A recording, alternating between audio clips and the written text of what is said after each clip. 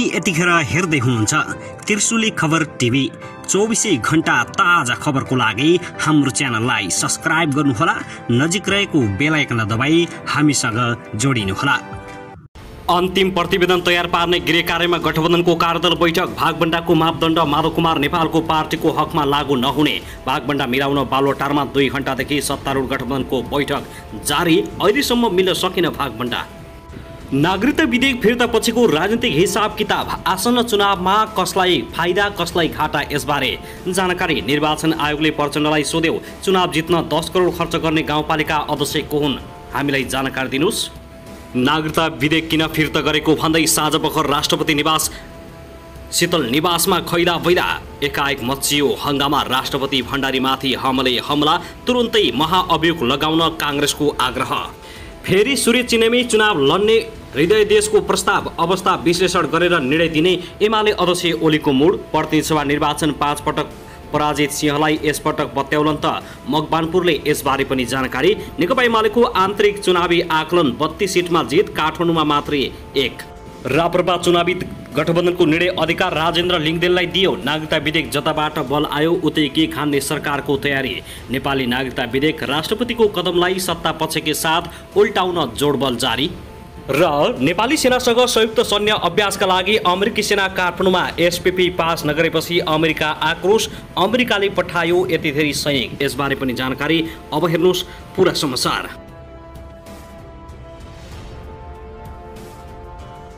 दर्शक महानुभाव नमस्कार, तपाईहरुलाई हार्दिक स्वागत छ हाम्रो च्यानल त्रिशुली खबर टिभीमा।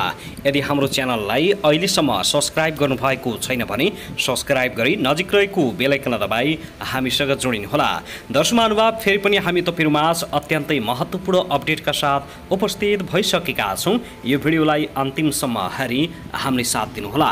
दर्शक महानुभाव, हाम्रो मेहनतको लागि एउटा सानो लाइक गर्न भनी नभुल्नुहोला। कहाँदेखि हेर्दै हुनुहुन्छ, के भन्न चाहनुहुन्छ, तपाईको मनमा का प्रतिक्रिया अवश्य पनि कमेन्ट गर्न नभुल्नुहोला। दर्शक महानुभाव, के तपाईँ हाम्रो च्यानलमा नियमित श्रोता हुनुहुन्छ? यदि नियमित हुनुहुन्छ भने तल कमेन्ट बक्समा नियमित अथवा रेगुलर लेख्नुहोस्। यदि तपाईँ नयाँ हुनुहुन्छ भने सब्स्क्राइब गरी जोडिनुहोस्, ताकि नयाँ अपडेटका साथ हामी तपाईहरुमा छलफल उपस्थित हुने गर्दछौँ। हाम्रा अपडेटहरू तपाईहरूलाई के कस्तो लागिरहेका छन्, सल्लाह सुझाव प्रतिक्रिया कमेन्ट बक्समा छोड्न नभुल्नुहोला।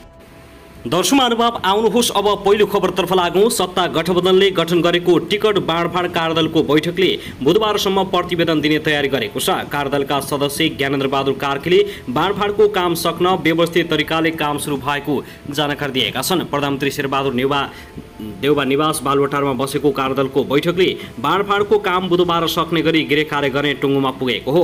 चाँडोभन्दा चाँडो गृह कार्य पूरा गर्न व्यवस्थित रूपले काम सुरु गरेका छौँ। बुधबार 4 बजे फेरि बस्छौँ, उनले भने। साउन 20 गते गठन भएको कार्यदलको पहिलो बैठक साउन 23 र दोस्रो बैठक साउन 26 गते बसेको थियो।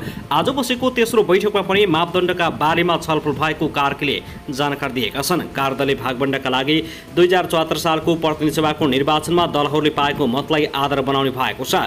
त्यस्तै स्थानीय तह 2079 लाई पनि आधार मानिने कार्कीले जानकारी दिएका छन्। तर नेकपा एकीकृत समाजवादीको हकमा भने उक्त मापदण्ड लागू नहुने भएको छ। 2078 भदौमा एकीकृत समाजवादी गठन भएको र स्थानीय चुनाव बाहेकका चुनावमा उक्त दल सहभागी नभएकाले विशिष्ट अवस्था भन्दै कार्यदलले मापदण्ड बनाउने भएको छ। 2074 सालको निर्वाचनको मत प्रत्यक्ष र समानुपातिक मत र 2079 को स्थानीय तहको चुनावलाई आधार मान्ने माधव नेपालको पार्टीलाई विशिष्ट रूपमा राखेर अगाडि बढ्छौँ, कार्कीले भनेका छन्। यो हिसाबले भने माधव कुमार नेपालको पार्टी असन्तुष्ट बनेको छ र ऊ अब नेकपा एमालेतिर लचक हुने देखिएको छ। दर्शक महानुभाव, त्यसैगरी अघिल्लो प्रतिनिधि सभा चुनावमा वाम गठबन्धन गरेर 80 सिट जितेर सबैभन्दा ठूलो दल बनेको नेकपा एमाले आसन्न चुनावमा 32 ठाउँमा मात्रै जित्न सकिने प्रारम्भिक आकलन गरेको छ। जसमध्येका 10 वटा निर्वाचन क्षेत्रमा सहज जित हुने उसको आकलन छ भने 32 बाहेक थप 4 वटा निर्वाचन क्षेत्रलाई नेकपा एमाले सम्भावित जित भएका क्षेत्र मानेको छ। नेकपा एमाले स्थानीय तह निर्वाचनमा प्राप्त परिणाम पालिका अध्यक्ष, उपाध्यक्ष र वडा अध्यक्षले प्राप्त गरेको मतलाई आधार मानेर यो हिसाब किताब निकालेको हो। उपमहासचिव विष्णु रुमाल प्रमुख रहेको निर्वाचन विभागले गरेको प्रारम्भिक अध्ययन अनुसार काठमाडौँ जिल्लामा क्षेत्र नम्बर 5 बाहेक अरू कुनै पनि क्षेत्रमा एमाले विजय हुने छैन। गत 2074 को आम निर्वाचनमा काठमाडौँ 5 मा विजय ईश्वर पोखरेल एमालेका वरिष्ठ उपाध्यक्ष छन्। तलको तथ्याङ्क लिन अझै बाँकी छ। अहिलेसम्मको हाम्रो अध्ययन अनुसार एक्लै प्रतिस्पर्धा गर्दा 30 को हाराहारीमा चुनाव जितिन्छ भन्ने छ एमालेका एक पदाधिकारीले भनेका छन्। 32 ठाउँमा जितको हिसाब निकालेको नेकपा एमाले 5 दलीय सत्तारूढ गठबन्धन विरुद्ध एक्लै लड्दा 10 सीटमा मात्रै सहज जित हुने हिसाब तयार पारेको छ। एमालेको आन्तरिक आकलन अनुसार काठमाडौँ 5 मा नेकपा एमालेको 19,703 र 5 दलीय सत्तारूढ गठबन्धनको 17,900 मत छ। त्यसैले गठबन्धन विरुद्ध एमाले 1,797 मतले जित्न सक्ने उसको आन्तरिक रिपोर्टले बताएको छ। दर्शक महानुभाव, त्यसगरी नेपाली सेनासँग संयुक्त सैन्य अभ्यास गर्न अमेरिकी सेनाको टोली आज सोमबार काठमाडौँ आइपुगेको छ। क्याप्टेन ब्लेक डुकारेलको कमान्डोमा आएको 16 सदस्यीय टोलीले एक्स-42 नेल सैन्य अभ्यास नेपाली सेनासँग संयुक्त रूपमा गर्ने भएको छ। यो सैन्य अभ्यास 1 महिनासम्म सञ्चालन हुनेछ भने छाउनी र नगरकोट इलाकामा सञ्चालन हुने भएको छ। नेपाली सेनाको रेन्जर गणका 80 जना सेना यो अभ्यासमा सहभागी हुनेछन्। नेपाली सेना र अमेरिकी सेनाले विक्रम सन् 2060 देखि एक्स-42 नेल अभ्यास गर्दै आएका छन्। यो 39औं संस्करण हो। अभ्यास सशस्त्र द्वन्द्वका नियम, सैन्य निर्णयका प्रक्रिया लगायत विषयमा केन्द्रित हुने नेपाली सेनाले जनाएको छ। दर्शक महानुभाव, त्यसगरी निर्वाचन आयोगले नेकपा माओवादी केन्द्रका अध्यक्ष पुष्पकमल दाहाल प्रचण्डलाई पत्र काटेको छ। प्रचण्डले गत साउन 9 गते नेकपाका संस्थापक नरबहादुर कर्माचार्यको 9औं स्मृति दिवस कार्यक्रमलाई सम्बोधन गर्दै गाउँपालिकामा जित्न 10 करोड खर्च गरेको अभिव्यक्ति दिएपछि आयोगले पत्र काटेको हो। आयोगका कानुन अधिकृत मोहनराज जोशीले प्रचण्डलाई लेखेको पत्रमा भनिएको छ, निर्वाचन आयोगबाट तोकिएको हदभन्दा बढी खर्च गर्ने तथा निजहरूले गरेको खर्च विवरण आयोगले तोकेको कार्यालय समक्ष नबुझाउने उम्मेदवारीमाथि कारबाही प्रक्रिया सुरु गरिसकेको अवस्था रहेको हुँदा सञ्चार माध्यमहरूमा प्रसारित भएको तपाईँको अभिव्यक्ति बमोजिम पाएको सूचना अनुसार गाउँपालिकाको अध्यक्ष चुनाव जित्न 10 करोड रुपियाँसम्म खर्च गर्ने उम्मेदवारबारे सूचनाको साथै आयोगले तोकेको खर्चको हदभन्दा बढी खर्च नगर्ने उम्मेदवारबारे वस्तुगत सूचना आयोगमा उपलब्ध गराई सहयोग गरिदिन अनुरोध गरिन्छ। पूर्व प्रधानमन्त्री समेत रहेका प्रचण्डको अभिव्यक्तिलाई आयोगले गम्भीरताका साथ लिई प्रमाणका रूपमा प्रयोग गर्न सक्ने बताएको छ। दर्शक महानुभाव, त्यसगरी शेरबहादुर देउवाले आफू नेतृत्वको वर्तमान सरकार आगामी मङ्सिर 8 गतेसम्म मात्रै रहने बताएका छन्। आज सोमबार नेपाल प्रज्ञा प्रतिष्ठानको 37औं प्रज्ञा सभाको उद्घाटन समारोहले सम्बोधन गर्दै देउवाले भने, देशको साहित्यिक सांस्कृतिक क्षेत्रलाई सुदृढ गर्नुपर्नेछ। उपत्यकाभित्र बसोबास गर्ने प्रत्येक जाति संस्कृतिसँग जोडिएका अनगिन्ती सामग्रीहरू विशिष्ट सम्पदा हुन्। यिनको खोजी र प्रकाशन आजको प्रमुख आवश्यकता हो। जहाँसम्म प्रज्ञा प्रतिष्ठानको मङ्सिरसम्म म्याद छ, हामी त मङ्सिर 8 गते गइहाल्छौँ। हेर्नुहोस्, त्यस्तो छ। देशभित्रको भाषा, साहित्य, कला, संस्कृति, इतिहास, दर्शन र सामाजिक शास्त्रको विकासमा नै देशको विकास सम्भव रहने उनको भनाइ छ। कुनै पनि देशको विकासलाई भौतिक विकाससँग मात्रै दाँच्न नमिल्ने देउवाले बताएका छन्। देशको साहित्यिक र सांस्कृतिक क्षेत्रलाई सुदृढ गर्नुपर्ने आजको आवश्यक रहेको उनले बताएका हुन्। दर्शक महानुभाव, त्यसैगरी नेपाली कांग्रेसका महामन्त्री गगन कुमार थापाले राष्ट्रपति विद्यादेवी भण्डारीले नागरिकता ऐन संशोधन सम्बन्धी विधेयक संसदमा फिर्ता पठाउने कुरा संवैधानिक अधिकार भएको बताएका छन्। संविधानले केही विधेयक प्रमाणीकरण गर्नुपर्ने र केही विधेयक फिर्ता पठाउन पाउने अधिकार दिएको थापाको भनाइ छ। नेपाली कांग्रेसबाट स्तरीय तहमा निर्वाचित जनप्रतिनिधिका लागि काठमाडौँमा आयोजित अभिमुखीकरण कार्यक्रमको उद्घाटन सत्रपछि सञ्चारकर्मीलाई प्रतिक्रिया दिँदै उनले भने, राष्ट्रपतिले फिर्ता पठाइसकेपछि उक्त विधेयकका बारेमा जुन टिप्पणीहरू छन् त्यस विषयमा पार्टीभित्र छलफल हुन बाँकी छ। पार्टी तथा संसदीय दलसँगै गठबन्धन सरकार भएकाले गठबन्धनका दलहरूसँग छलफल गरेर विधेयकका विषयमा आधिकारिक धारणा सार्वजनिक गरिने महामन्त्री थापाले आश्वासन दिएका छन्।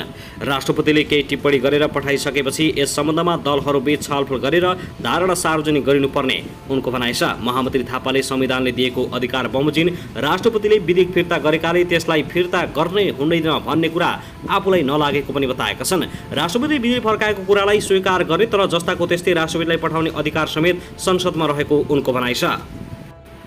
दर्शक महानुभाव, त्यसगरी प्रतिनिधि सभाको निर्वाचन मङ्सिर 4 मा भएपछि नयाँ सरकारको मात्र टुङ्गो लाग्दैन, नयाँ राष्ट्रपति र उपराष्ट्रपतिको पनि टुङ्गो लाग्छ। यसमा चुनावी नतिजा र दलहरूबीचको सहमतिले असर गर्छ।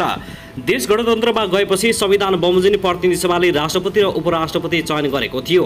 पहिलो राष्ट्रपतिका रूपमा डा रामवरण यादव र उपराष्ट्रपतिका रूपमा परमानन्द झा निर्वाचित भएका थिए। दुवैको गृह क्षेत्र मधेस नै हो।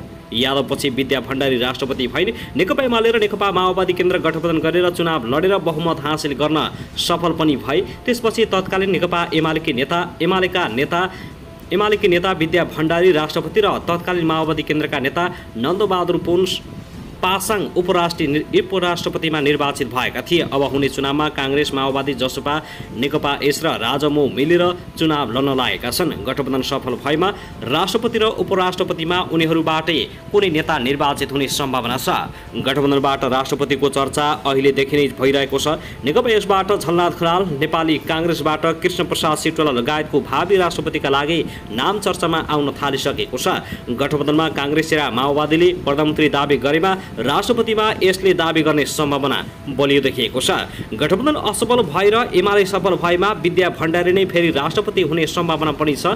एमालेका अन्य नेताहरू पनि दावेदारका रूपमा रहेका छन्, जसमध्ये अष्टलक्ष्मी साक्य, युवराज गेवाली लगायत रहेका छन्। सत्ता गठबन्धन या विरोधी गठबन्धनले देशको कुनै क्षेत्रमा प्रतिष्ठा बनाइ आएकोलाई पनि बनाउन सक्ने सम्भावना बढेको छ। दर्शकमानुभाव त्यसैगरी सत्ता गठबन्धनको आगामी निर्वाचनमा सिट बाँडफाँडका लागि गठित कार्यदलको बैठक प्रधानमन्त्री शेरबहादुर देउवाको निवास बालुवाटारमा जारी रहेको छ। नेपाली काङ्ग्रेसका महामन्त्री एवं कार्यदलका सदस्य गगन कुमार थापाको स्वकीय सचिव शैलेश सिटौलाले बैठक जारी रहेको जानकारी दिएका छन्। मङ्सिर 4 गते एकै चरणमा हुने प्रतिनिधि सभा र प्रदेशसभा सदस्य निर्वाचनमा गठबन्धनमा सिट बाँडफाँडका लागि काङ्ग्रेसका पूर्व महामन्त्री कृष्णप्रसाद सिटौलाको संयोजकत्वमा 11 सदस्यीय कार्यदल बनेको हो। यसैको सहमति एवं मापदण्डको ढाँचा निर्माण गर्न कार्यदलको बैठक आज थप छलफलमा बसेको छ। कार्यदलको बैठकमा सबै सदस्यहरू सहभागी भएको जानकारी आएको छ। आजै भागबण्डा मिलाउने विषयमा छलफल केन्द्रित रहेको बताइएको छ।